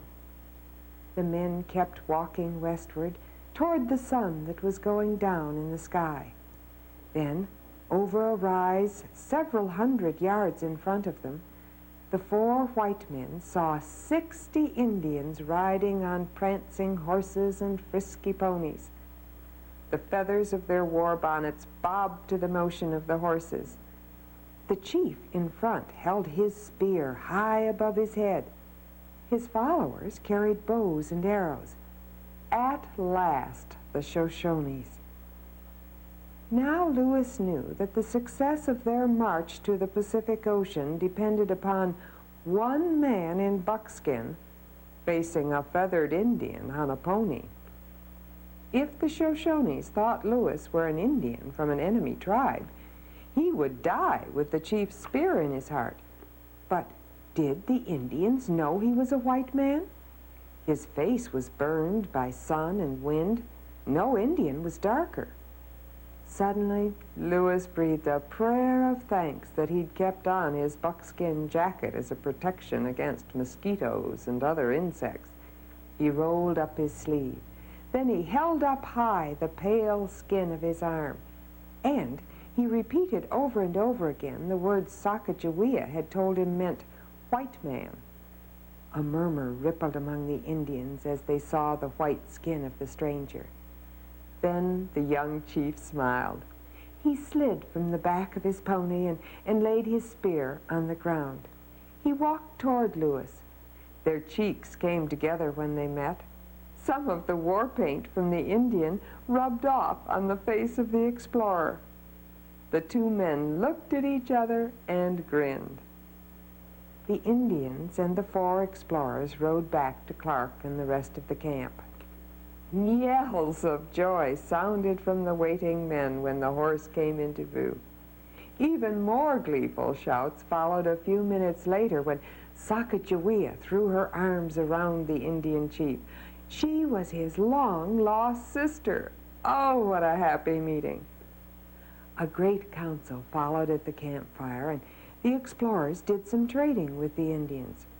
When they were ready to start out again on their trip, they had a dozen sturdy ponies to carry their supplies. Also, one of the oldest members of the Indian tribe agreed to go with the white men. He would guide them across the Rocky Mountains. Oh, I wish we could follow Lewis and Clark and the others and the rest of their long, exciting, sometimes dangerous journey. But we don't have the 2 years, 4 months, and 12 days that it took them to complete their trip. Yes, they did make it to the Pacific Ocean and back again to the city of St. Louis. The tale of their adventure spread slowly through our country.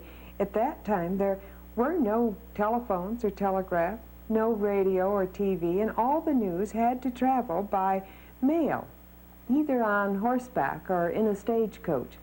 Now, this meant that the children in St. Louis heard about the marvelous adventure long before the children in Philadelphia or Boston or other cities in the East. But in time, everyone talked about Lewis and Clark. Some people could hardly believe what they heard. Why, these explorers had escaped from bears that weighed 1,000 pounds and stood 10 feet tall or more on their hind legs. They'd seen big-horned sheep that leaped from ledge to ledge at the very tops of mountains.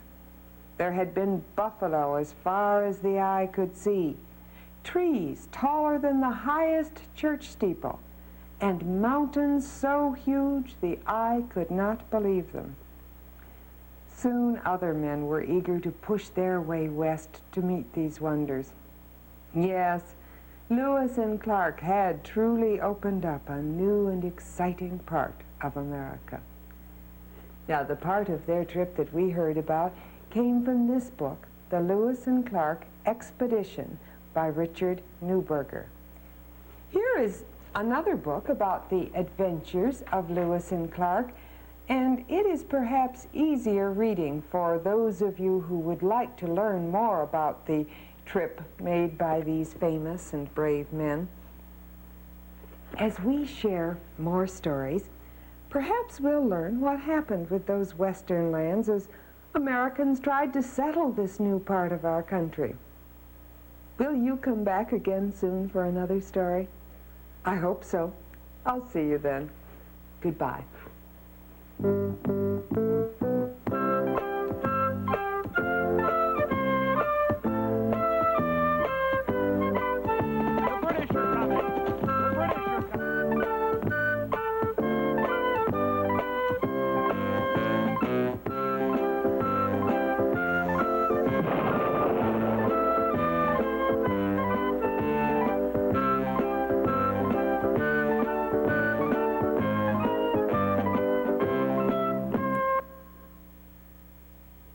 The preceding program was made possible by a grant from the Ohio Department of Education.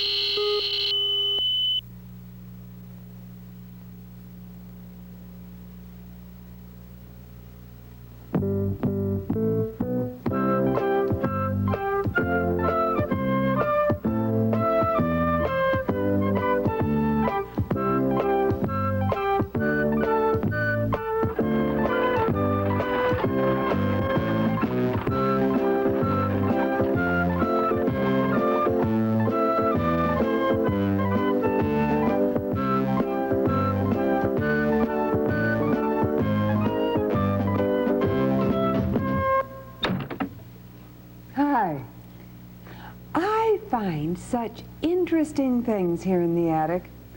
I was going through this box of toys and games and see what I found hidden way in the bottom of the box. I must admit it, at first I was a little frightened.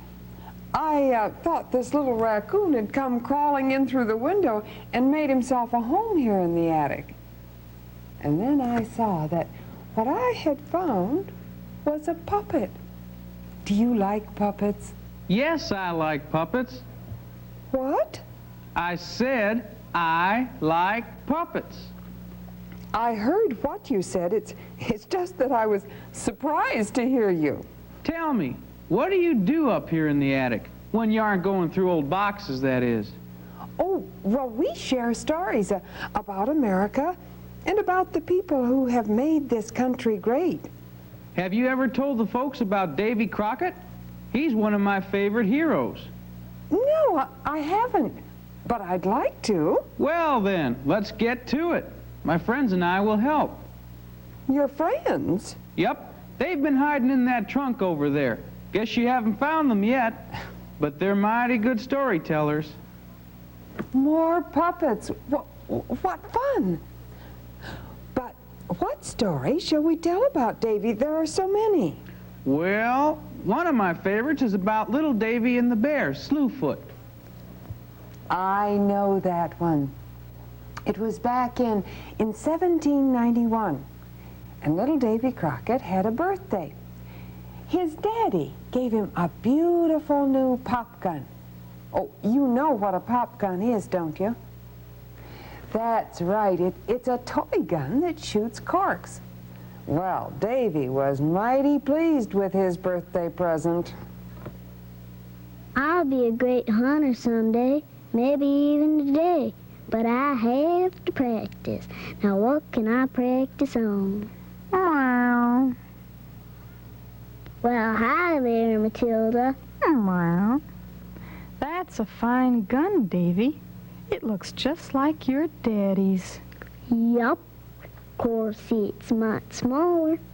And I've got a ways to go for the hunter my daddy is. I was just saying, I need some practice on my aim. Would you mind, Matilda, if I practiced on you? I see now. It's just a pop gun. It couldn't really hurt me. So I might's well let him practice. Okay, Davy. See if you can shoot me. I reckon I can. And it won't hurt, Matilda. I'll get you right between the eyes.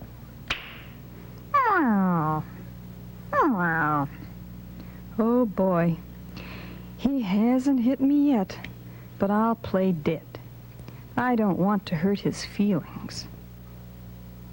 So Davy kept practicing on Matilda, and Matilda obligingly died each time. Get ready, Matilda. I'm taking aim. Ouch!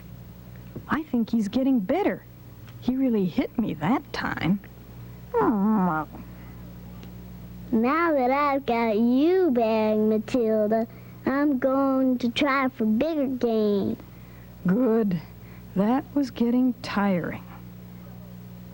So Davy went to find a bigger animal. Woof, woof. A new gun, Davy. It's a beaut. How good a shot are you? Can you plug me right between the eyes? I'll try. Not bad. Guess I better play dead for Davy. Hey, I like this game. Gives me time to sneak a nap. I got you. First try. I'm getting to be a crack shot. I'm going to see if I can shoot old Henry. Now Davy was getting pretty sure of himself, perhaps too sure of himself. His pets all loved him and thought it was a fun game, pretending to let Davy shoot them. But what they didn't know was that Davy was practicing for a definite purpose. Hi there, Davy. What you got there? My new gun, Henry. I'm learning to shoot. I got Matilda an old bullet bag, just like a big hunter. I'm going after big game now. Get set, Henry. I'm going to try and get you right between the eyes. Hey, Davy, you did hit my nose. I got you right between the eyes. Now you should be dead like Matilda and old Bullet.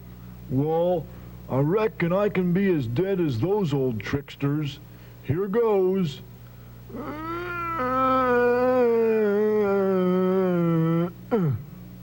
I sure am a great hunter. Now to try to hit something small like a bird, maybe.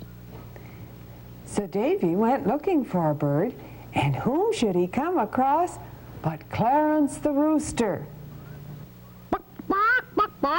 Hi, Davy. I see you have a new gun. Yes, indeed, and I was looking for a bird to practice on. I'm sorry, Clarence, but I guess I'm just gonna have to shoot you right between the eyes. Well, all right, but my beak is there. Lots of luck. Davy, you did it. You hit my beak.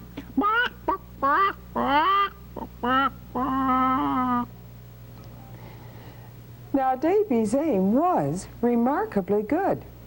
But corks are not bullets, and aim is not all there is to hunting. Davy, however, was very pleased with himself. He just knew that he'd practiced long enough. Well, all my game's bagged. I guess I'm ready now to go after Old Slewfoot. Old Slewfoot?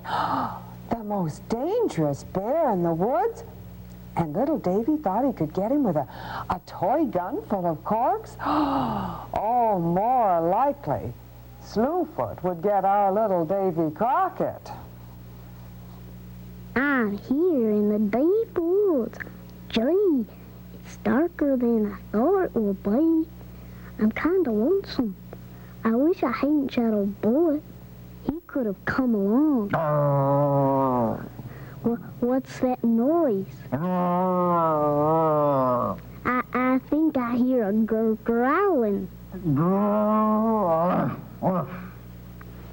I do, and it's getting closer. Oh, my stars. You got to be kidding, kid. What's your name? Davy Crockett, Old Slewfoot, and I'm going to shoot you right between the eyes. Oh, really? A lot of hunters have tried, and most of them aren't around to tell the tale. 'Cause I think you can see here I'm big as life.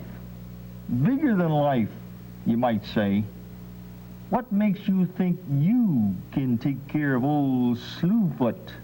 Well, I shot Matilda, our old calf, and old Bullet, our dog, and Henry, our donkey, and Clarence, our rooster. I bagged them all with this gun, right between the eyes. Well, Davy, they sound like real nice folks to die for you. Maybe you're worth it. Go ahead, let her rip. But if you don't get me right between the eyes, what do you do then? I never thought of that. I'll just have to get you first time.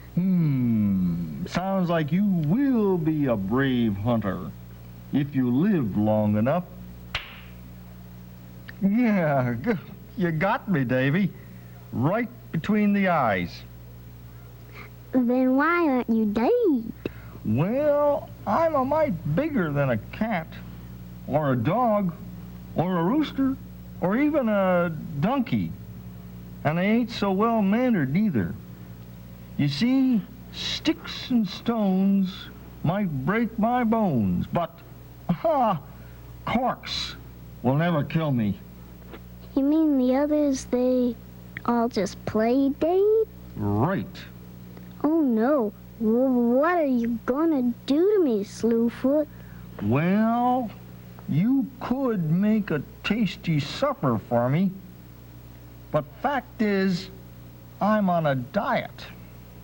That's good news, for sure. Or I could skin you and make me a rug for in front of my fireplace. I wouldn't like that at all. Fact is, I like your spunk, kid. You're a mighty brave little hunter. So I guess I won't spoil your record on your first day of hunting. I'll die, best as I can.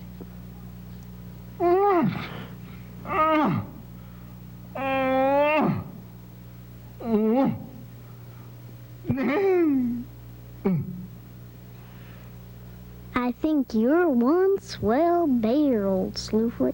When I am a real hunter, I'll never, ever really shoot you. And Davy never did. When Davy grew up, he did become a mighty fine hunter, perhaps the best in his part of the country, Tennessee. But that's not the only reason that we know the name of Davy Crockett so well. Why, He was a great storyteller, like me. Like you? Huh.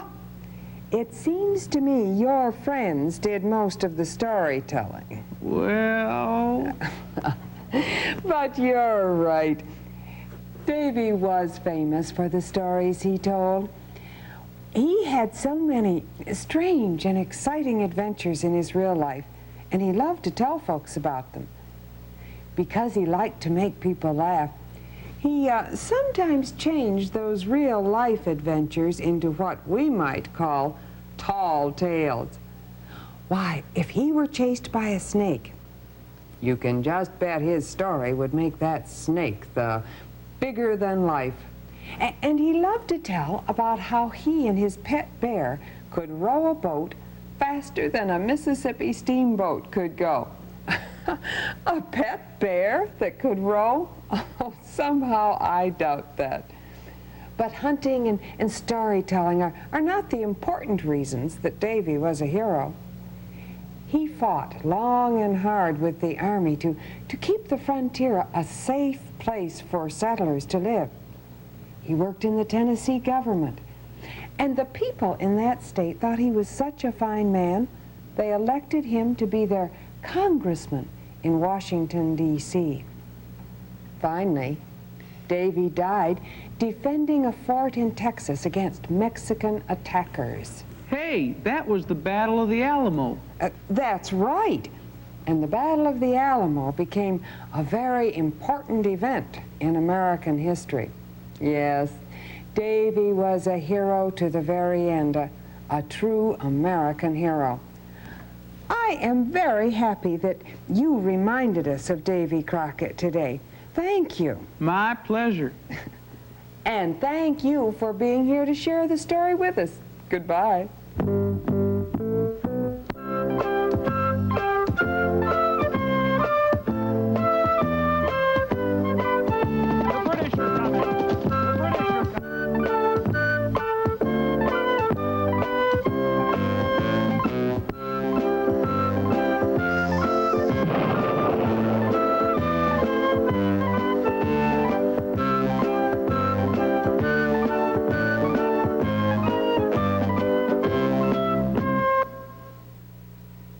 The preceding program was made possible by a grant from the Ohio Department of Education.